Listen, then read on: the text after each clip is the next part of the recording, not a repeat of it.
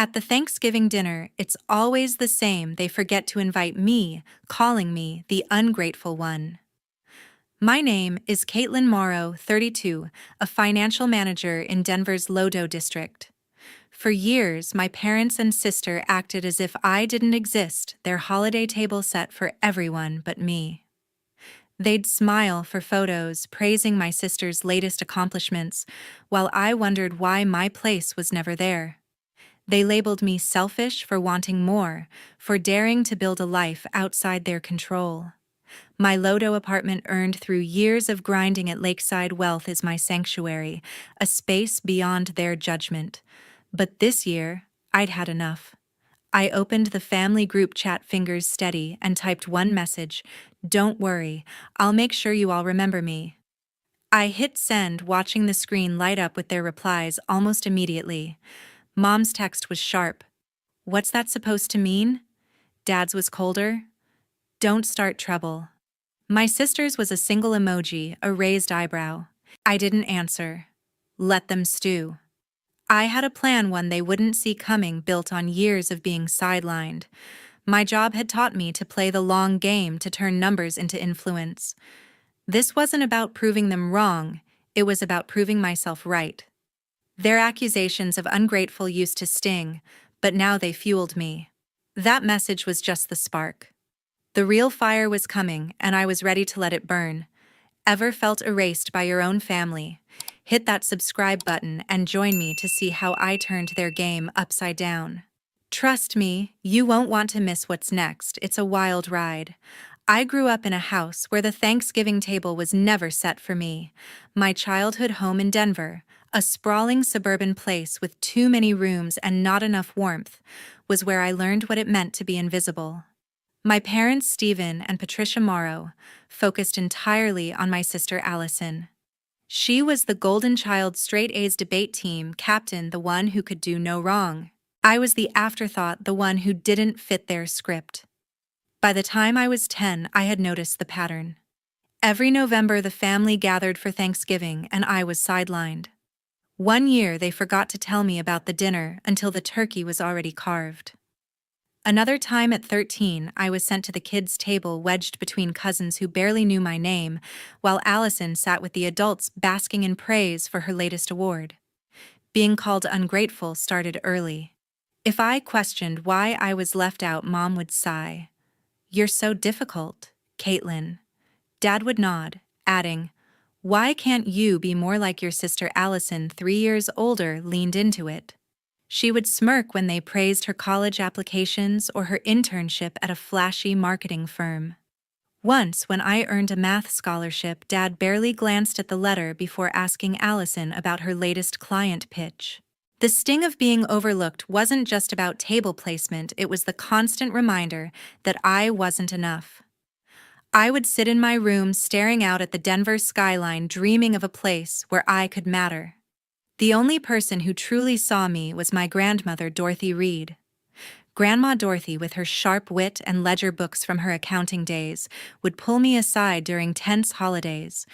"You're stronger than they think," she'd whisper, her voice low so Mom wouldn't hear. She would slip me a book or a $20 bill, small tokens that felt like lifelines. When I was 16, she took me to a cafe downtown, just the two of us, and told me stories about her life, how she built a career when women weren't supposed to. "Don't let them define you," she said. Those words stuck even when the family's dismissal persisted. Thanksgiving after Thanksgiving, the pattern continued. At 18, I drove myself to the family dinner only to find they had started without me. "We thought you were busy," Mom said, not meeting my eyes. Allison chimed in, "You're always so independent." The word sounded like a jab, not a compliment. By my 20s, I stopped expecting invitations. I'd show up anyway, hoping for a scrap of acknowledgement, but it was always the same. Allison's laughter filling the room, Dad boasting about her promotion, Mom fussing over her new apartment. I was there, but not really. The label ungrateful became their weapon. If I skipped dinner to work late, Dad would text, "Don't be so selfish." If I spoke up, Allison would roll her eyes. "Here we go again." Moving to my Lodo apartment was my first real escape. The high-rise with its clean lines and floor-to-ceiling windows felt like a fortress. I had earned it through years of grinding at Lakeside Wealth, turning numbers into security. It was my space free from the family's expectations. But the hurt didn't vanish. Every November, I'd see social media posts, Allison with mom and dad smiling over a perfectly set table captioned, "Family time." I wasn't tagged. I wasn't there. The exclusion wasn't just about a meal. It was a message I didn't belong. Grandma Dorothy understood. She'd call me after those dinners, her voice steady. "You're building something they can't touch," she said once when I was 28. She was right. But the weight of being erased lingered. That weight shaped me. It wasn't just about being left out, it was about being told I was less. Allison's successes were a yardstick I could never measure up to. When she landed a big marketing contract, the family threw a party. When I earned a promotion, they barely noticed. Mom once said Allison's just more reliable. The word cut deeper than ungrateful. It implied I was a mistake, a glitch in their perfect family. But Grandma Dorothy's faith in me was an anchor. She'd tell me about her own fights, how she stood up to people who underestimated her. "You'll find your way," she promised. And I did, in that Lodo apartment where I could finally breathe. But the scars from those Thanksgivings never fully faded. They fueled something in me, a need to prove I was more than their shadow. The email from Grandma Dorothy changed everything. I was at my desk at Lakeside Wealth, immersed in client portfolios, when her message appeared in my inbox. My grandmother, Dorothy Reed, had rewritten her will, appointing me to oversee the family trust, a multimillion-dollar fund she had managed for decades. Her words were clear. "You're the one I trust, Caitlin. Protect it." My heart raced. For years I had been the invisible daughter, but Grandma Dorothy recognized my strength. This wasn't just money, it was her legacy, and she had chosen me to carry it forward. The next morning, I drove to the bank, a modern building near my Lodo apartment, to initiate the transfer. The bank officer, Barbara Quinn, walked me through the paperwork, her calm voice guiding me through pages of legal details. The trust held assets from family investments, properties, bonds, cash, all now under my control. Signing each document felt like claiming a piece of myself. My career at Lakeside Wealth had taught me to navigate complex finances, but this was different. It was power undeniable and mine. Every signature was a step out of the family's shadow, a validation of the years I had spent proving my worth. My Lodo apartment, with its sharp angles and city views, was proof of my independence. I had worked my way to senior manager, outsmarting market dips and skeptical clients. This trust was larger, a responsibility I was ready for. Grandma Dorothy knew it. Her faith in me from those long-ago cafe talks echoed in my mind. I wasn't just managing money, I was rewriting my story. My family wouldn't be able to ignore me now. I wanted to be fair. I sent an email to my parents and Allison explaining that Grandma Dorothy had entrusted me with the fund's management. I kept it concise and professional, promising transparency. Their response was immediate, flooding the group chat with venom. Mom wrote, "This is outrageous. You're not qualified." Dad added, "We'll fix this." Caitlin. Allison's message stung the most. "You've always been selfish, but this is low." They assumed I had schemed behind their backs, as if I had manipulated Grandma Dorothy. I hadn't. She had chosen me because she knew I would stand firm. The texts kept coming. Dad demanded a meeting, calling the decision a betrayal. Mom accused me of tearing the family apart. Allison sent a photo of an old bank statement implying I had already mishandled funds. I hadn't touched a dime. Their words hurt, but they also clarified the truth. They had never seen me as capable, and never would. My job, my apartment, my life. They were all mine, built without their help. Lakeside Wealth had not promoted me to senior manager because I was unreliable. I was skilled, exceptionally skilled, and Grandma Dorothy knew it. The hostility of the group chat didn't shake me. I forwarded their messages to my work email, creating a record. Grandma Dorothy's words rang in my ears. Don't let them define you. She had given me the tools to fight back, not just for the trust, but for myself. I was no longer the child they had sidelined. The quiet strength of my apartment mirrored my own. My family thought they could intimidate me into submission, but they were wrong. I was ready for whatever came next. The group chat stayed silent until the next morning. My phone buzzed as I sipped coffee in my Lodo apartment, the Denver skyline stretching beyond the window. Dad's message was blunt. We're meeting at the house tonight. Be there. The house meant my parents' sprawling property in Arvada, a suburb 20 minutes from downtown. I knew what was coming. The family Stephen, Patricia, and Allison wanted the trust Grandma Dorothy had entrusted to me. Their angry texts had hinted at it, but I wasn't prepared for how far they'd go to claim it back. I drove to Arvada, familiar streets tightening my chest. The house with its manicured lawn and too perfect facade felt like a trap. Inside, Mom sat at the dining table, her face fixed in a disapproving frown. Dad stood by the window, arms crossed. Allison leaned forward, eyes sharp with purpose. Beside her, her husband, Michael Grant, a quiet engineer, shifted uncomfortably, rarely taking sides. The air was thick with expectation. Mom spoke first. Caitlin, we need to discuss the trust. It's not right for you to control it alone. Her voice was calm but carried the same condescension I'd heard since childhood. Allison cut in, her words clipped. Michael's starting a tech venture. It's a family opportunity. The trust should fund it. Michael avoided my gaze, fidgeting. Dad nodded. It's only fair, Caitlin. We're a family. We share. Share. The word grated. They hadn't shared their approval or the holiday table with me for years. Now they wanted millions from Grandma Dorothy's fund for a project I knew nothing about. I kept my voice steady. Grandma chose me to manage it. I'm honoring her wishes. The room erupted. Allison slammed her hand on the table.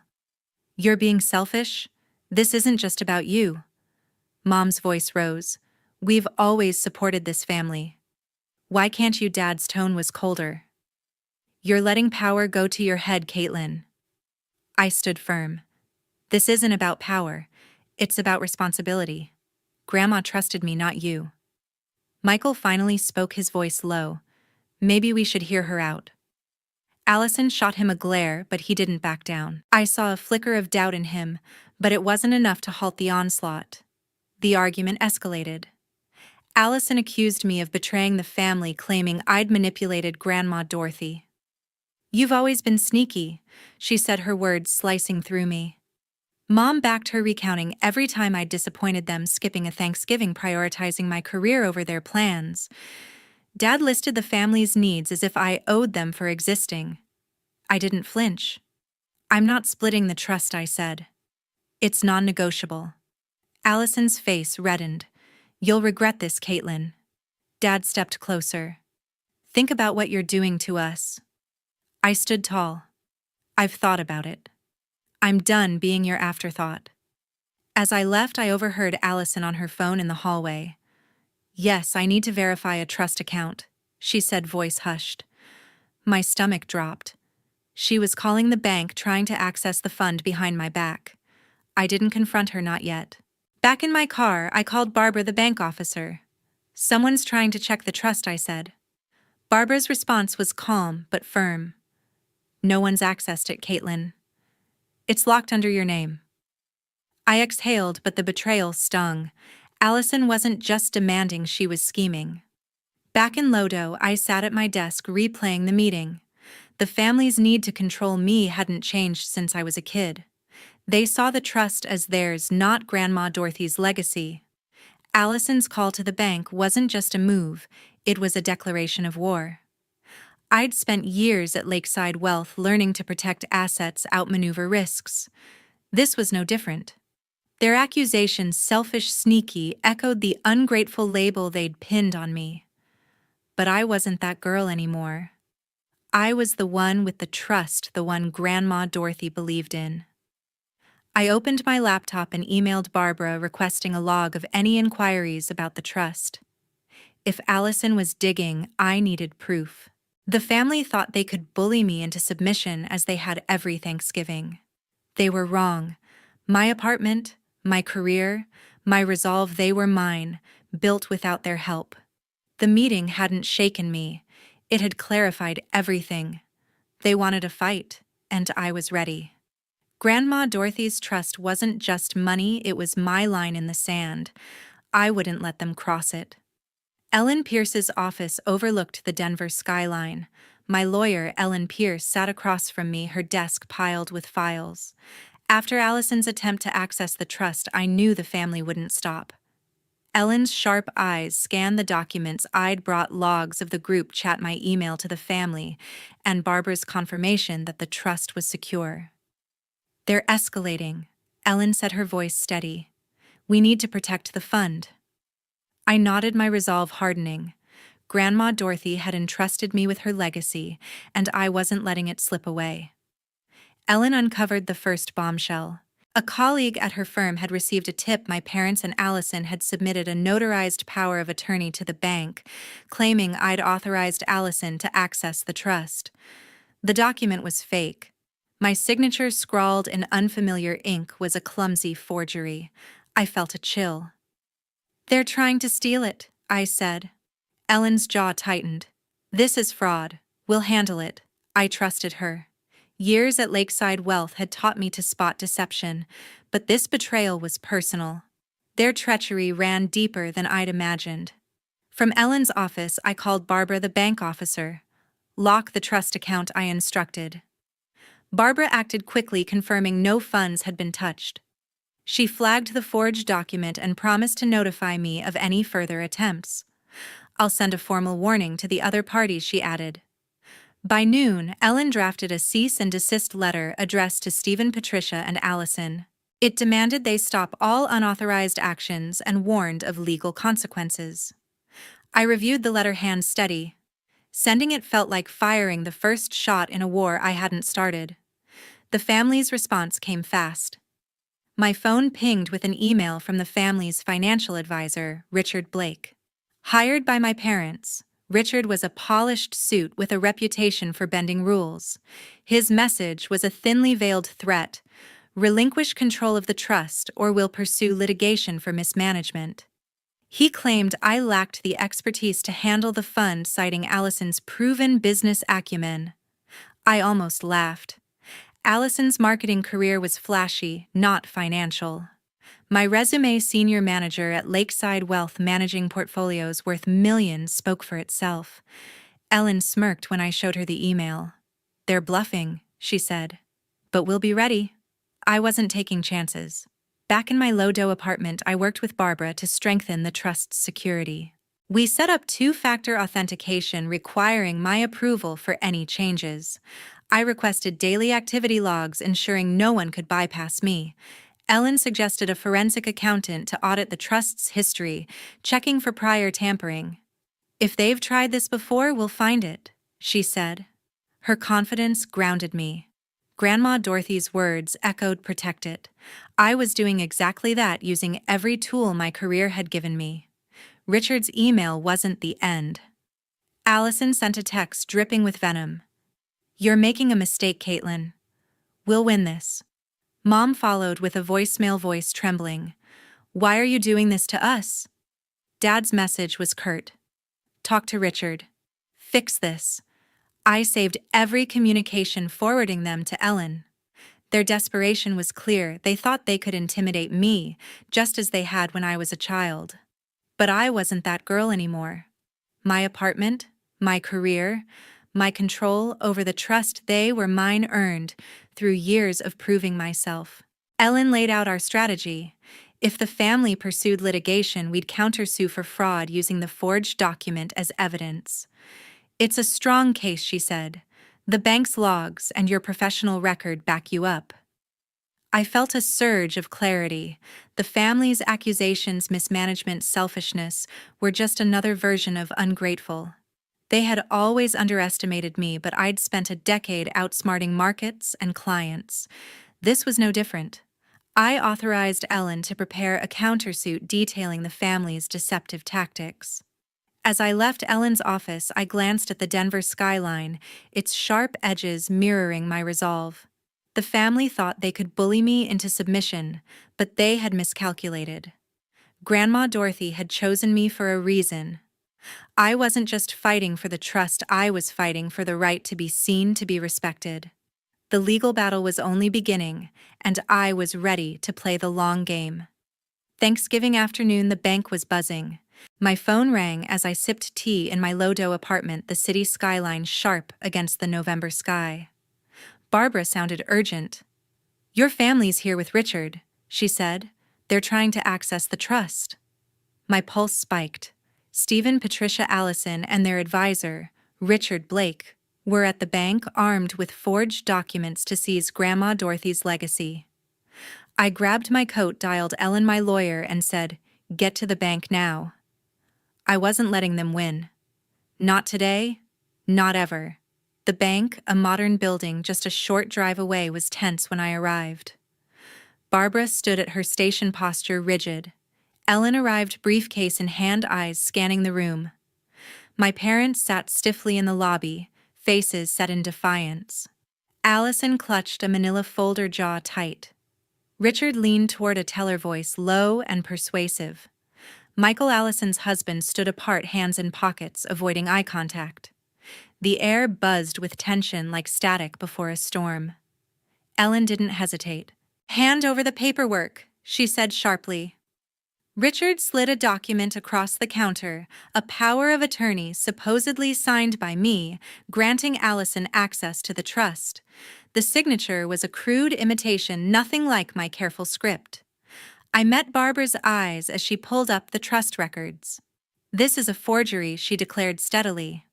"The account is under Caitlin's sole control." I faced Allison. "You thought you could sneak this through?"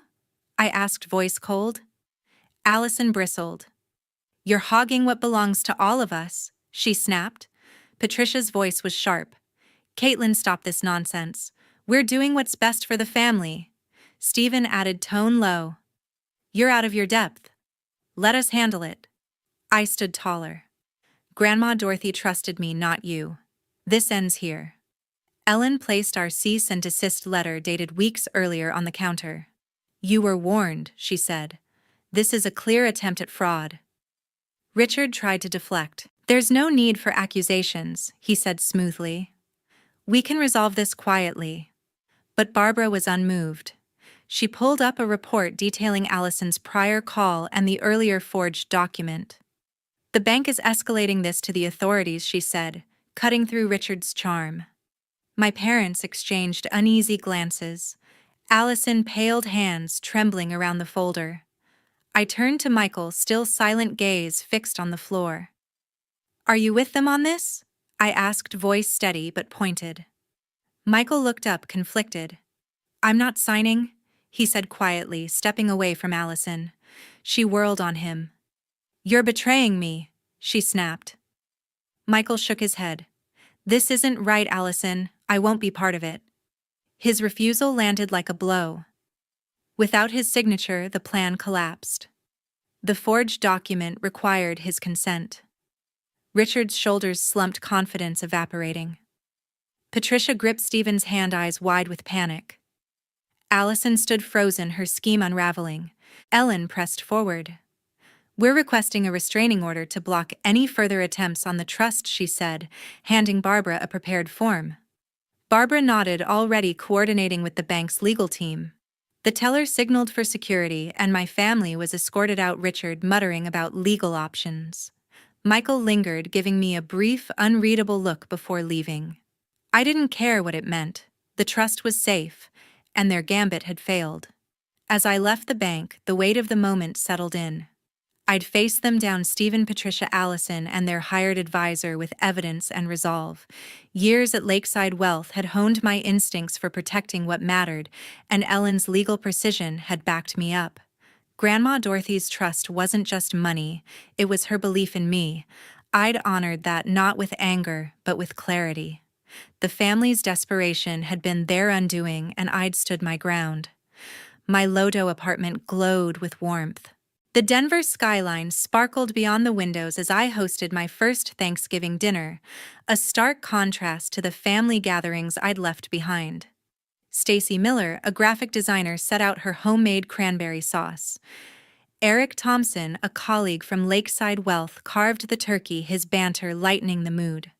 Monica Rivera, my best friend from college, lit candles, her smile infectious. Diane Foster, my neighbor, and her husband, Paul Nguyen, passed around mashed potatoes, sharing tales of their latest Denver adventures. The table, once empty, now overflowed with connection people who valued me for who I was. Ellen, my lawyer, had called that morning with news. The bank's investigation into Patricia, and Allison's deceptive actions was intensifying. Their attempts to access Grandma Dorothy's trust with forged documents had triggered a formal inquiry. A local newspaper mentioned a well-known Arvada family entangled in a financial scandal, their names thinly veiled. Their social standing, once a point of pride, was eroding. Friends stopped calling, their church group excluded them, and Michael, Allison's husband, had left their home unwilling to stay after their failed scheme. I felt no satisfaction. Their choices had carved their path, not mine. I'd drawn my line. After years of their accusations, selfish, ungrateful, I blocked their numbers. Patricia's final text pleaded, "Caitlin, we're your family." I ignored it. Stephen's email, terse and commanding, landed in my trash. Allison sent nothing, her silence louder than words. The trust secured with Barbara's help stood untouched, a testament to Grandma Dorothy's faith in me. My career at Lakeside Wealth thrived, my clients oblivious to the chaos. My apartment, with its sleek design and city views, was my haven, free from their demands. Over dinner, Monica asked about my past. I spoke of being sidelined, always the outsider in my own family. Stacy shared her struggles with overbearing relatives, her empathy clear. Eric recounted leaving a toxic job, a choice that mirrored mine. Diane and Paul listened quietly, their presence steadying me. These weren't just friends, they were my chosen circle, built on mutual respect. I'd spent too long seeking approval from people who saw me as a means to an end. Now I surrounded myself with those who recognized my worth. The lesson went beyond the trust's survival, it was about owning my life. Grandma Dorothy didn't just leave me money, she gave me a chance to prove I could stand alone. My parents and Allison craved control, manipulating and scheming to bend me to their will. Their lost community respect, family unity, even Michael was the price of their greed. I'd gained freedom not just from them, but to define my own path. Choosing who shared my table, my time, my trust, that was power. The trust was hers, but the life I'd built was mine. As we toasted, the city lights stretched before us. I wasn't the girl they'd dismissed. I was Caitlin, whole and enough. This was my home, my family, my victory.